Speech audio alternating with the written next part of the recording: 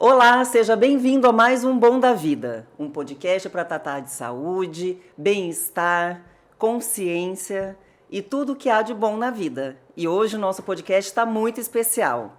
Hoje a gente recebe aqui a doutora Sandra Mariotto. Ela é professora e pesquisadora, coordenadora de um laboratório de biotecnologia em genética e evolução, e pós-doutora em microbiologia de alimentos e especialista em metabolômica.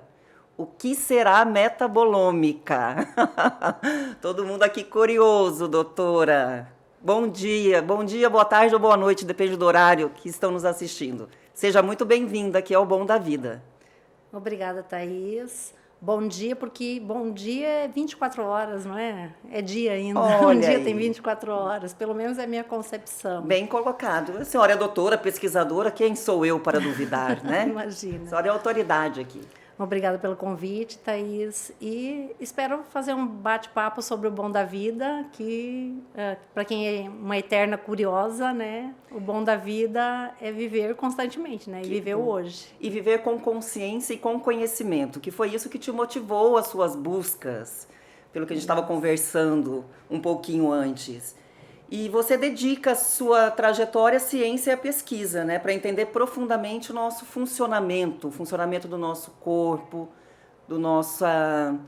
Nós vamos falar de saúde intestinal também. Também. Né? A senhora também é engenheira alimentar. Fala um pouquinho, faz uma mini bio aqui para gente entender quem é a doutora Sandra Mariotto.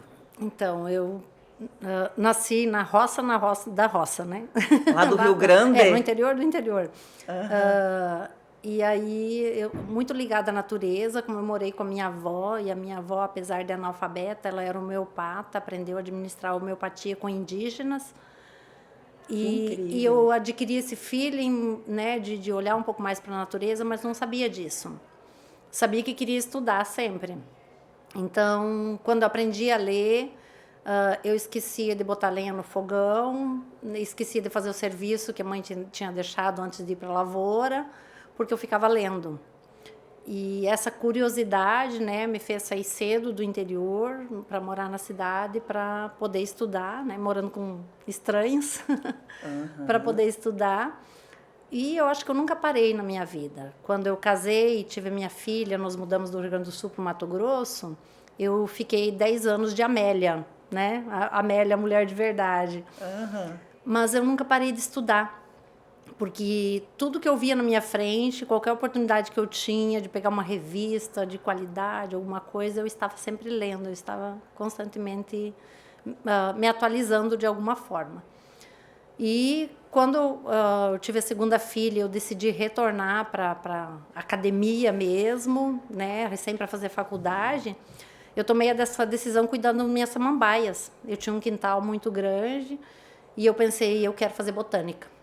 Que demais. Aí eu descobri que para fazer botânica tinha que fazer biologia, né? E no começo da faculdade de biologia, essa memória da minha avó ficou muito presente, né? Já falecida, né, na época, mas muito presente. E eu percebi o tanto que essa convivência com ela tinha me trazido essa percepção da natureza, do ambiente e tudo mais. E desde então eu nunca mais parei de estudar, né? Porque aí fui professora municipal, fui professora estadual.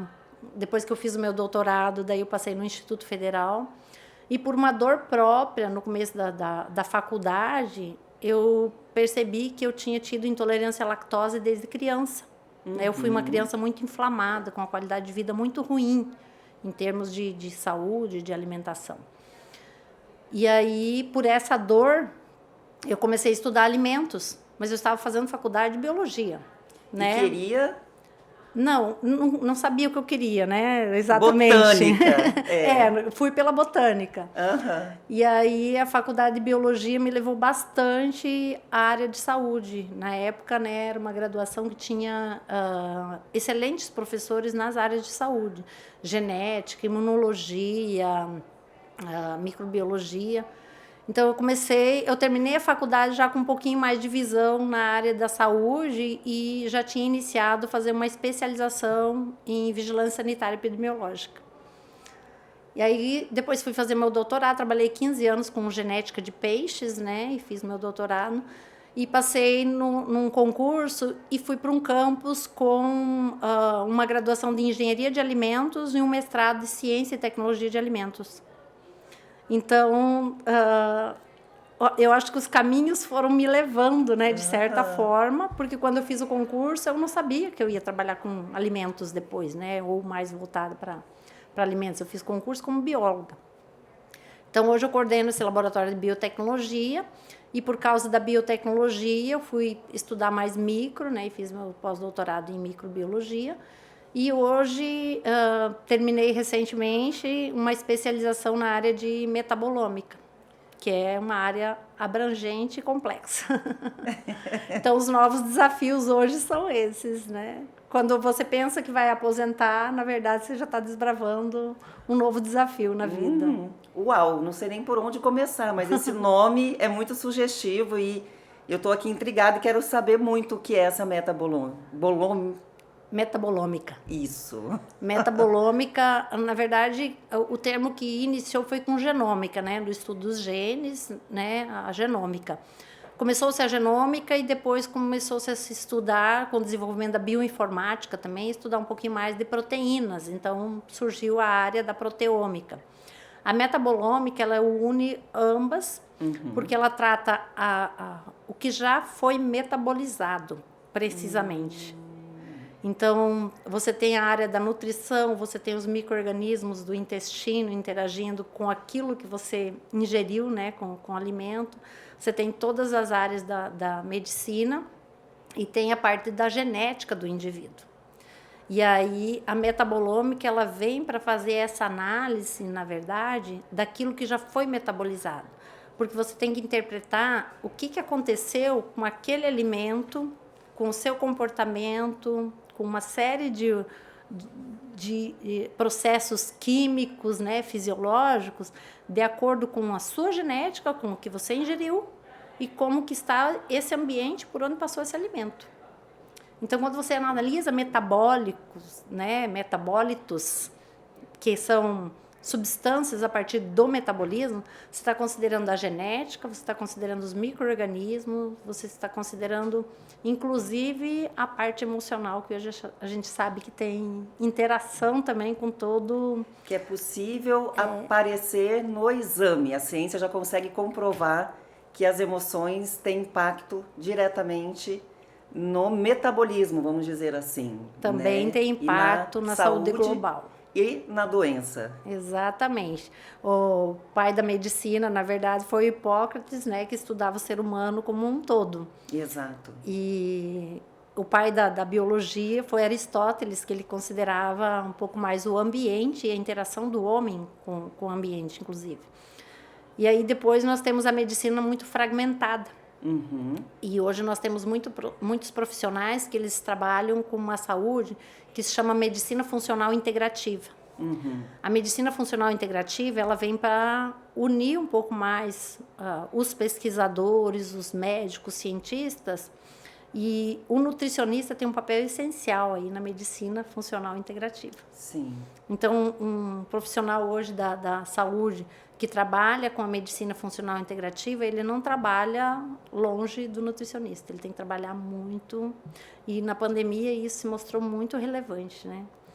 Eu falo assim que os nutricionistas não tinham tanto valor quanto eles adquiriram esse valor pós-período da pandemia, e essa valorização se deu muito pela percepção do quanto que as pessoas que tiveram mais impacto pela infecção do SARS-CoV, por causa da microbiota, dessa interação dos micro-organismos. Então, os micro-organismos no nosso corpo, eles têm um papel muito, muito relevante, muito importante. E onde a gente mais tem essa microbiota? É no intestino? É no intestino, que ela é mais diversa e tá mais, é mais relacionada com a funcionalidade do corpo. Porque, inclusive, os neurotransmissores, eles são dependentes dessa funcionalidade, desse equilíbrio no intestino. Por isso que a gente escuta dizer que o intestino é o nosso segundo cérebro. Essa afirmativa é correta? É, Poderia. muito correta. Inclusive, alguns profissionais da área da saúde falam que talvez ele devesse ser considerado o primeiro cérebro, que talvez os neurotransmissores estejam muito mais acoplados ao funcionamento intestinal do que o contrário, do que os neurônios relacionados, comandando, né, essa área intestinal, essa área da microbiota. Mas o importante, o que é? A gente perceber que nós somos um todo. Nós somos, no aspecto evolutivo, eu como bióloga, eu falo assim, que nós não somos mais importantes que uma bactéria. Quando os alunos me perguntavam, às vezes, né, que isso era muito presente, alguns anos atrás, principalmente, professora, é verdade que a gente veio do macaco? Eu digo, não, a gente não veio do macaco, a gente veio de uma bactéria. E é uma bactéria bem ancestral, né, bem primitiva. Então, nossa história evolutiva ela é muito mais longa. E eu sou bióloga evolutiva. Então, assim como o Dobzhansky, que foi um cientista muito renomado, dizia que nada em ciência faz sentido exceto a luz da evolução. Então, a gente sempre tem que olhar o aspecto evolutivo. E o ser humano, ele não é mais importante que um micro-organismo, até porque um micro-organismo mata a gente. Ele não é mais importante, mas é mais complexo. E complexo em vários aspectos. Então, se compararmos o ser humano com outros seres vivos, com outros animais, por exemplo, nós somos como uma orquestra muito requintada, em termos genéticos, em termos bioquímicos. E uma orquestra, quando ela é muito refinada, não dá para você pegar uma lata e botar ali no meio tocando, que a música não vai sair. Vai destoar. Vai bagunçar. E essa lata pode fazer uma alusão aos alimentos enlatados? Pode ser um xenobiótico, né? Xenobiótico? A gente usa o termo xenobiótico, mas o que é um xenobiótico? É uma partícula, uma molécula, algo que não deveria estar presente na nossa alimentação. Que não é natural. Que não é natural. E não é só porque não é natural, é porque ao longo da evolução, nós temos milhões de anos de evolução. Ao longo da evolução, nosso organismo não teve contato com essa molécula. Não faz parte do nosso mecanismo de metabolização ou de eliminação, de detoxificação. Então, em alguns casos, né, essas moléculas elas se fixam no nosso corpo, comprometendo. Mas não tá fácil pra gente hoje, né, doutora? Não.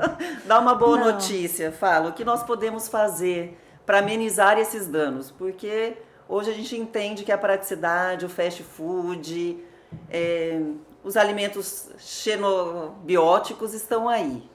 Né? A livre consumo, a fácil acesso, a custos reduzidos. Hoje comer bem custa caro. Né? A gente nem vai levar em consideração os agrotóxicos ainda que saudáveis, os alimentos eles estão vindo intoxicados também. Aparece isso em testes? É possível comprovar? É muito difícil hoje, né? Mesmo a agricultura orgânica, ela não está 100% isenta do que está presente no ar, né? Ou pequenas partículas, né, indetectáveis na água. Então, quando a gente faz testes, por exemplo, com pesticidas, que é o termo correto hoje, né, consensual hoje, usar o termo pesticidas.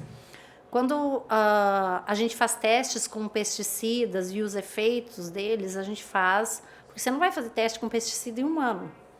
A gente faz em células ou em cobaias, né, em ratinhos principalmente. E a gente tem que considerar que um ratinho ele vive poucos meses. E um humano hoje, ele vive 80, 90 anos. Então, você considera um organismo que ele não está tanto tempo exposto àquela substância. E aí, hoje a gente tem microplásticos, né? Tem os pesticidas, tem uma série de coisas e o próprio estilo de vida. Mas eu costumo dizer que nós vivemos atualmente numa panaceia, né? Numa bagunça de informações que são complexas para a maioria das pessoas.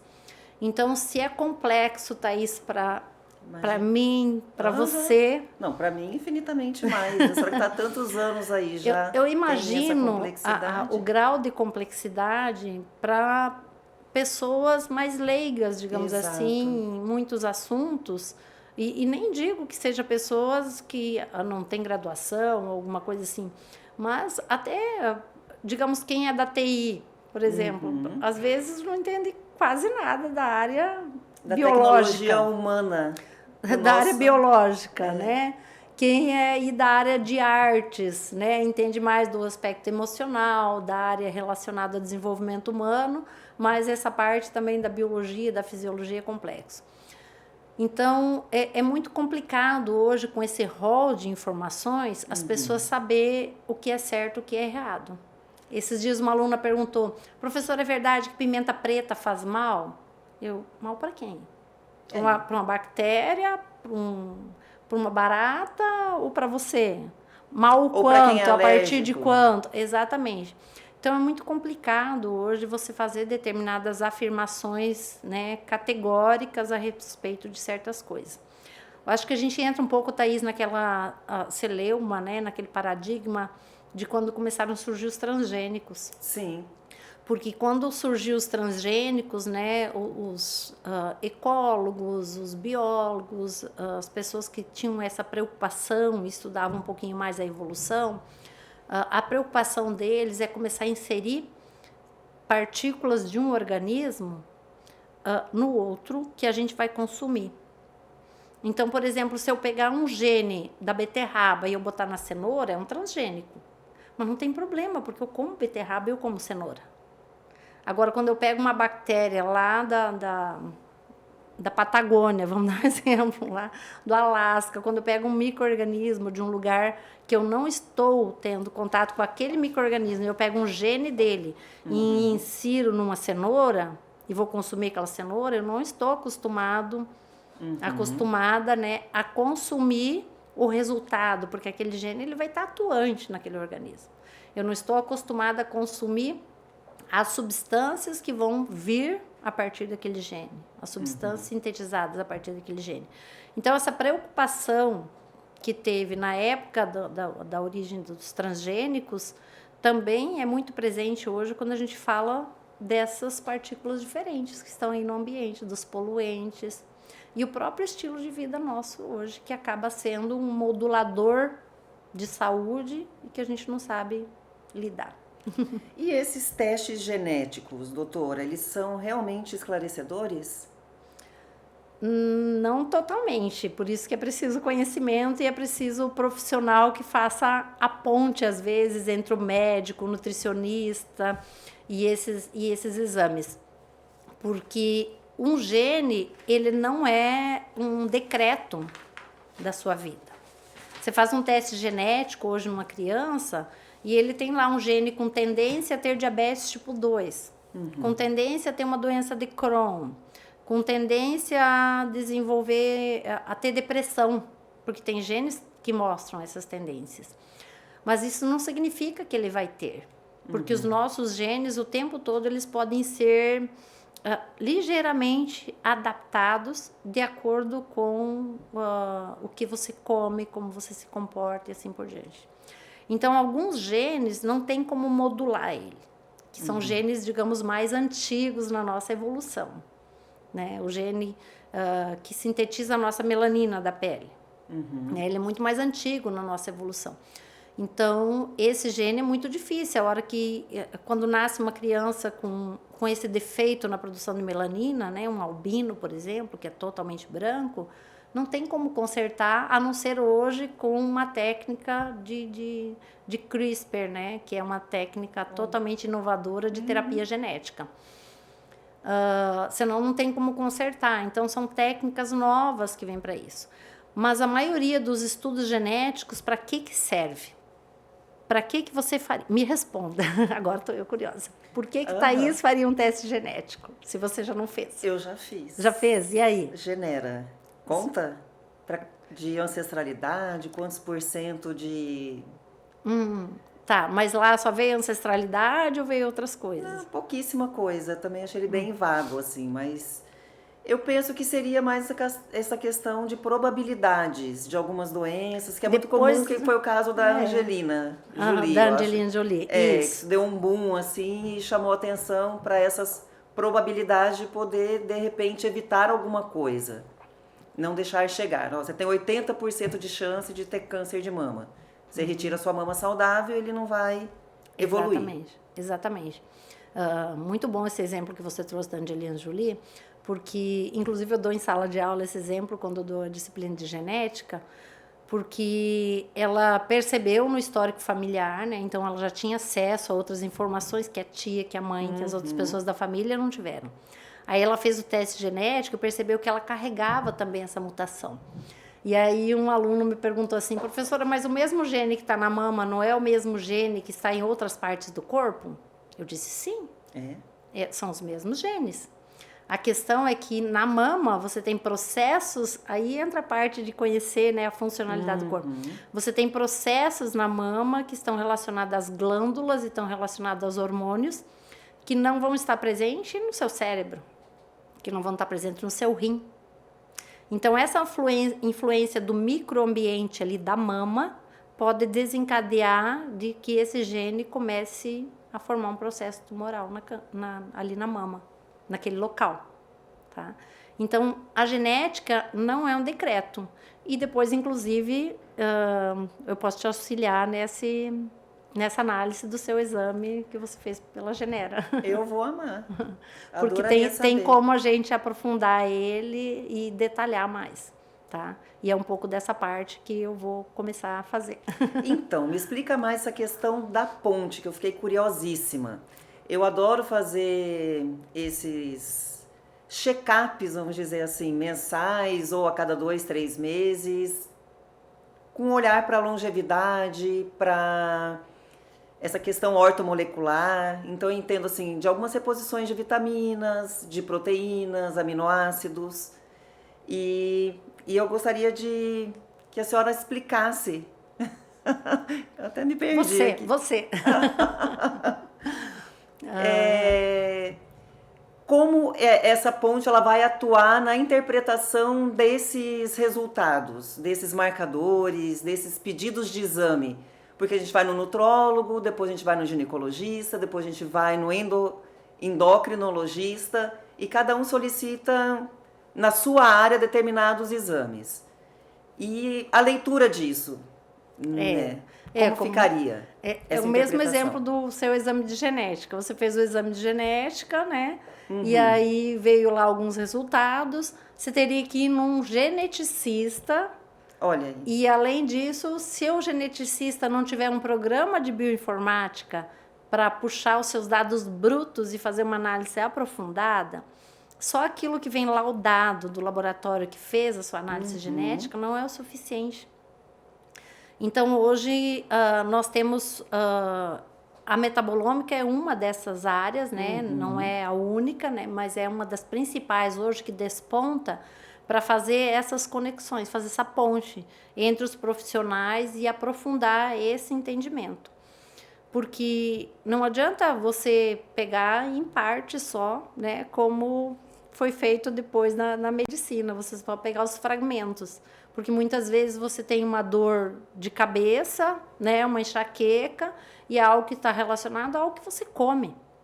Não tem a ver com o seu emocional, não tem a ver com a dor no dedão do pé. E nem ao neurologista, que a gente primeiro busca o neurologista. O neurologista. E muitas vezes o neurologista não vai te ajudar com a sua enxaqueca se você não descobrir qual é a causa, realmente. Então, às vezes uma análise de urina, você faz uma análise de urina, uma análise simples, que pode te dar mais resposta do que você fazer alguns exames comum para a gente, de alguns casos, para a gente poder entender melhor o que é essa leitura. Eu tive um treinamento há uns 2 meses, que foi um sábado inteiro olhando o hemograma. Aquela página que vem no hemograma. Aquele básico que a gente faz. O sábado inteiro, sabe? Páginas e páginas de anotações durante a aula, né? Só para interpretar um hemograma. Então, normalmente, quando a gente vai no médico, ele pega o hemograma, o que ele olha? Se você está com anemia, os leucócitos estão normais. Aí é o resto. E o resto? E o resto. Então, tem muita coisa aí para ser interpretada. Então, a homocisteína, por exemplo, é um metabólito que vai estar presente na urina e ela vai estar alterada, né, numa quantidade muito maior quando algumas coisas no seu corpo não estão bem. Como, por exemplo? Por exemplo, o seu equilíbrio na síntese proteica. A sua microbiota pode alterar a homocisteína. Então, uma análise simples, às vezes, né, de um hemograma, de uma análise urinária, você pode ter mais resposta do que você fazer uma ressonância do cérebro. Entendi. Mas isso prejudicaria a absorção das proteínas pela microbiota? Como seria essa homocisteína? Ou prejudicaria a absorção dos aminoácidos das proteínas, né? Porque as proteínas integrais a gente não absorve. Ou prejudicaria ou depletaria elas. Então, você pode ter N processos, né, metabólicos que podem acontecer no intestino e estão relacionados a um desequilíbrio. Ou uma contaminação fúngica, ou micro-organismos de um grupo a mais do que deveria estar ali presente. Ali existem bilhões de bactérias, né? Nós temos mais células dos micro-organismos em nós do que células do nosso próprio corpo. Uau! E como equilibrar tudo isso, né, de fato? Exatamente. Tudo bem que aí entra a questão da alimentação. E para quem não está muito ok com a alimentação, o que mais poderia ajudar nesse equilíbrio intestinal, dessa microbiota? Olhar a sua história familiar. Então, não precisa fazer análise genética exatamente. Olhar a sua história familiar já te ajuda bastante você perceber isso. Bom, eu venho de uma família de obesos, eu venho de uma família de problemas cardíacos, eu venho de uma família que tem problema com pressão alta, essas coisas. Então, o histórico familiar conta a sua história, porque você está carregando a genética da sua família. E aí, olhar o seu estilo de vida. Comer bem é caro. Não, se a gente comer comida de verdade. A comida de verdade que vai ali na feira e compra e você cozinha, o problema é que hoje todo mundo quer tudo fácil, todo mundo quer tudo embalado. Né? E aí entra também o resíduo das embalagens. Você colocar uma comida quente no isopor ou num plástico, né? Você tem uma interferência ali de partículas que elas não estavam nos nossos ancestrais. Os homens da caverna não conheciam plástico. E uma outra coisa que geralmente eu trago isso também em sala de aula para os alunos. Os nossos ancestrais não comiam 3 vezes por dia. Às vezes nem comiam todo dia. E hoje o que acontece? A gente está, né, aqui, estamos tomando um chazinho, né? Mas você toma café com açúcar, você toma um chá. Aí você belisca outra coisa, você, né? Aí vai pro seu lanchinho fora de hora. Já estou 2 horas, já estou 3 horas sem comer. Qual é o problema? Então, nós precisamos olhar para esse lado também, dessa alta disponibilidade de alimentos. Exato. Né? Nessa oferta de excesso de alimentos industrializados, de calorias. Ontem, um aluno estava apresentando um projeto, né, de mestrado, e, inclusive, ele falou que eles iam alimentar as cobaias, né, para os testes e tudo mais, com uma dieta gordurosa, ou hipergordurosa e tudo mais, para induzir a obesidade, né? E eu falei para ele, digo, troca esse termo, né? Não é uma dieta hipergordurosa, é uma dieta hipercalórica. Porque você vai estar adicionando gordura com o que já tem de calorias, né? Açúcar, carboidratos em geral, né?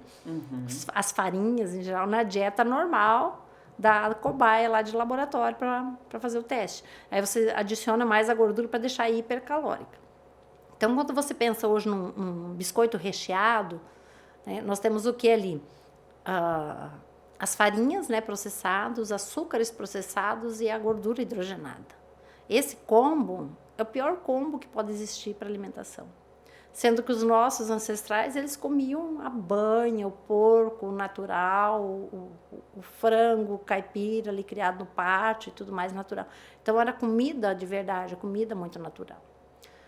Não tem como comprar frango caipira, não tem como comprar alimento orgânico, não, mas pelo menos cozinhe, coma comida de verdade, né? Não pode cozinhar, evite o máximo, pelo menos, os industrializados, os ultraprocessados. Não sei se você sabe, mas esse termo ultraprocessado ele foi criado no Brasil. E hoje é valorizado, né, citado, inclusive, no exterior, por outros cientistas das áreas dos alimentos, porque foi um termo criado no Brasil, o ultraprocessado.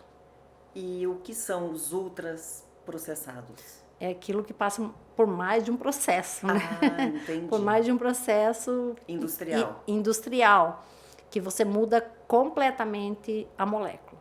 Quando você faz, vou dar um exemplo bem simples, você pega um açúcar e você faz um brigadeiro. Você pega açúcar, leite, manteiga, você faz um brigadeiro. Um brigadeiro não é ultraprocessado. Ah, não? Não. Ah, porque... Você só fez um processo com a mistura manual, de alimentos... vamos dizer assim. Nem é manual, é porque você tem os alimentos ali naturais, né? O açúcar, que Entendi, é natural, que veio da cana, Aham. veio de uma beterraba, de alguma outra coisa. Mas o leite condensado? E Já não é aí industrial? Processado? tem que olhar a embalagem do leite condensado. Quando você olha lá a embalagem, vai estar lá os aditivos.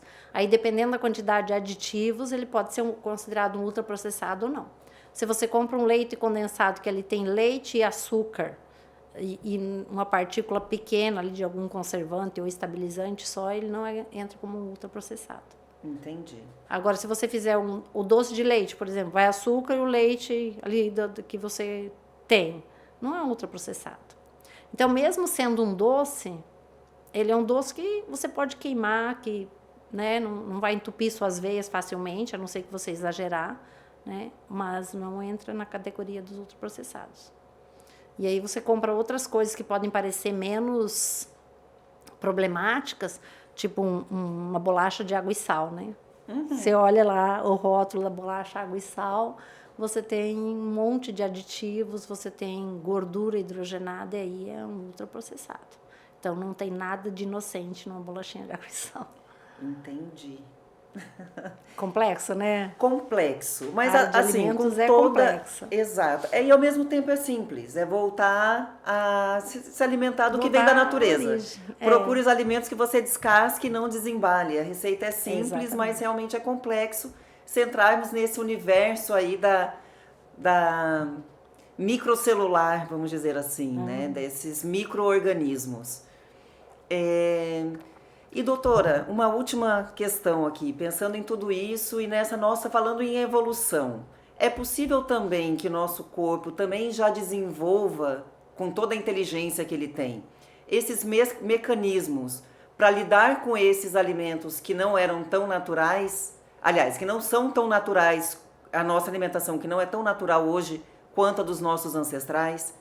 É possível que a gente tenha também essa mutação, Uma mutação positiva na adaptação dessa alimentação, nessa transformação desse comportamento alimentar. Você considerar que nós temos muitas habilidades, né? O nosso organismo ele é bastante inteligente em termos assim, de readaptação. Mas aquilo que eu te falei da nossa orquestra, os nossos genes, eles passaram por processos muito requintados de evolução. Então, é muito difícil nós pensarmos em termos adaptativos de moléculas que não fazem parte do nosso processo evolutivo. Quando a gente olha os micro-organismos, eles mudam facilmente, tá? E os vírus, né, que sofrem mutação o tempo todo. Mas no nosso caso, não.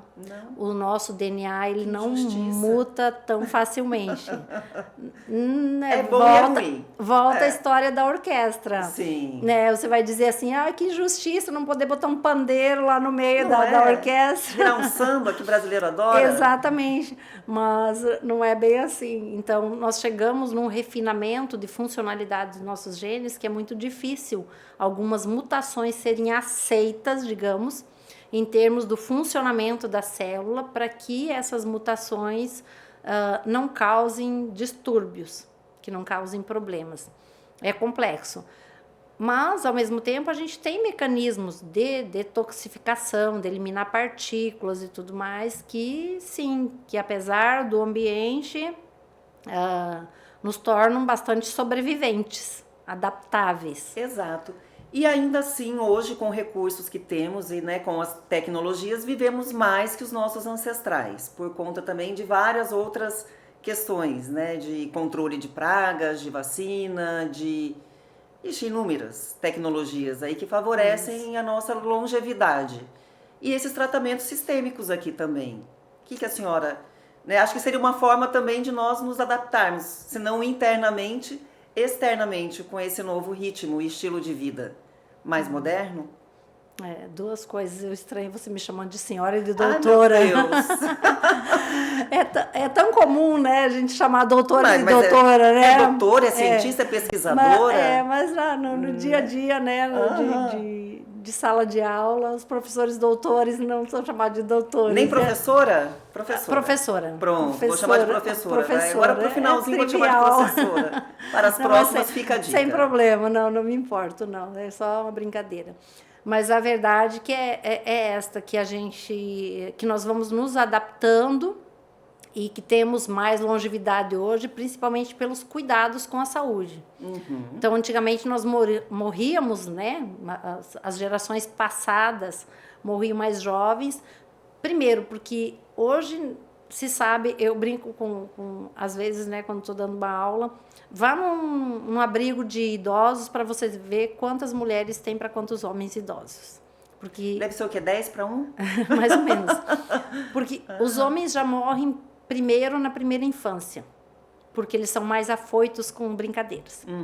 Quando ele começa a dirigir, ele sofre mais acidente de trânsito. Sim. Acidentes com armas também mata mais os homens do que mulheres, né? E aí depois os cuidados. As mulheres com mais frequência fazem exames preventivos do que os homens.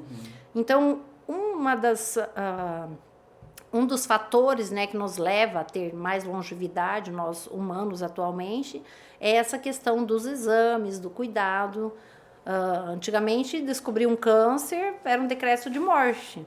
E hoje a gente vê tantas pessoas, né, que já superaram o câncer e estão aí há vários anos, décadas, em muitos casos. Mas e ainda, né? Hoje não é um bom diagnóstico. Não é um bom diagnóstico para se ter, no né? Outubro Rosa e realmente receber um diagnóstico desse baqueia. E aí voltamos ao estudo da metabolômica, né, que foi o que começamos, que, assim, é importante você olhar para os seus genes, para o seu histórico familiar, e se você tiver a possibilidade de fazer um sequenciamento genômico, um sequenciamento de DNA também, né, porque vai te mostrar muitas coisas, vai te mostrar caminho para você entrar nesse aspecto da prevenção, que é o que a mulher faz hoje. Por isso que a mulher tem uma taxa, né, maior de longevidade do que os homens por causa disso, pela prevenção. Então, você olhando esse aspecto, você vai poder saber direcionar melhor a sua dieta, a sua atividade física, os seus cuidados. Tem um histórico familiar maior de problemas cardíacos, você vai ir com mais frequência no cardiologista. Exato. Né? Então, e a metabolômica está aí para ajudar exatamente nisso. Exatamente. Que demais. Muito legal saber. Vamos saber mais e falar mais, né? Falar com clareza de ciência e trazer esses recursos, aliar esses recursos para que a gente tenha uma vida cada vez mais saudável, mais produtiva, mais longínqua, é assim que fala? Longeva. Longeva, olha aí, professor ensinando aqui. Por isso que é longevidade, para que tenhamos mais longevidades e que possamos viver cada dia mais o nosso bom da vida. Exatamente, porque o bom da vida é a gente aceitar o que nós temos, o que nós recebemos de herança genética, mas o melhor ainda da vida é a gente ir se conhecendo e se readaptando. Exato, é pegar esse limão que vem aí nesse pacote do DNA e fazer uma limonada. Ou uma caipirinha, às vezes, é melhor? Não, eu acho que deste lado não está muito. Não, doutora, muito olha, em alta falar atualmente. Com essas engenheiras. Vamos tirar metanol da área. Puxa, tem mais essa ainda, né? Pois é. Eita, não vamos fazer caipirinha, não. Melhor não. Não, vamos fazer um cosmel, então. Pode ser. Doutora, agradeço muito pelo seu esclarecimento, pelo seu compartilhamento aqui. Somou muito para o nosso bom da vida. E viver bem, com qualidade, cuidar do intestino, olhar para dentro, literalmente, né? Cuidar desses nossos micro-organismos para que possamos refletir no macro, essa beleza e viver tudo o que há de bom na vida. Com certeza. Eu que agradeço, Thaís. Foi um prazer estar aqui e conversar um pouco. Na verdade, um bate-papo agradável. Vou ter que me informar muito mais para poder extrair mais coisas. É que é muita coisa. A gente for, né? Multifuncional, essa doutora, professora, pesquisadora, cientista, mãe, mulher, é papo para muito tempo. Mas adorei aqui esse bate-papo e eu fico por aqui e até o próximo Bom da Vida. Eu sou Thaís Ribeiro e desejo a você tudo o que há de bom na vida. Pronto. Mas temos que saber muito mais